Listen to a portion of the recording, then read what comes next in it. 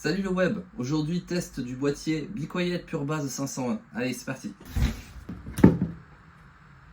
On a un panneau isolant qui permettra, comme d'habitude chez Be Quiet, d'avoir quelque chose de plutôt silencieux.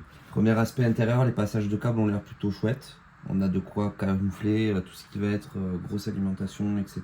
Un petit ventilateur de plus à l'avant, voire un deuxième, n'aurait pas été finalement négligeable. Panneau intérieur également, le revêtement anti-bruit, de quoi mettre plusieurs SSD visiblement, de là encore ici.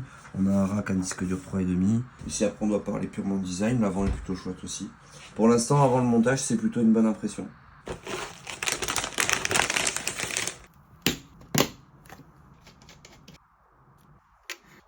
Alors là pour le coup le métal est quand même assez fin. Si on appuie dessus quand même, c'est voilà, faut bien le tenir. La boîte à accessoires, voyons ce qu'il y a dedans. On a quelques supports, la literie. Ce qui est important mine de rien, c'est qu'on a ça. Ça nous permet de pouvoir déplacer les entretoises, ce qui n'est pas fourni dans chaque boîtier.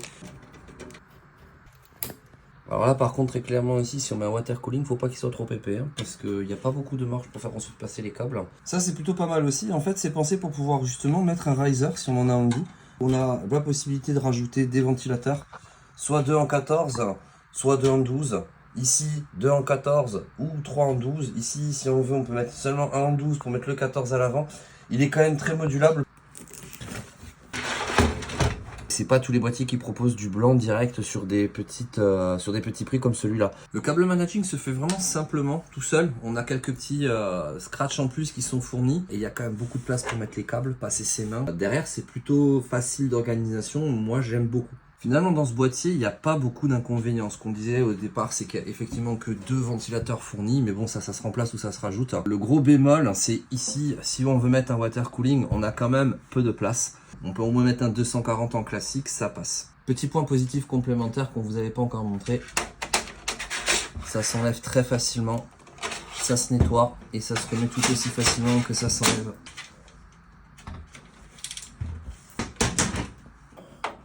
Finalement, ce boîtier, on n'a pas grand chose à lui reprocher, à part le manque de ventilateur. 2 de plus, compte tenu du prix du boîtier, ça aurait pu être quand même sympa, parce qu'il faut quand même compter une centaine d'euros.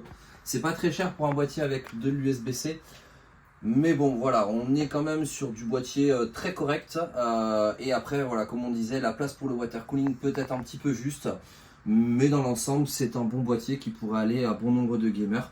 Il existe également une version avec du RGB à l'avant et le verre trempé sur le côté pour qu'on puisse voir l'intérieur de la machine pour ceux qui aiment ce type de présentation.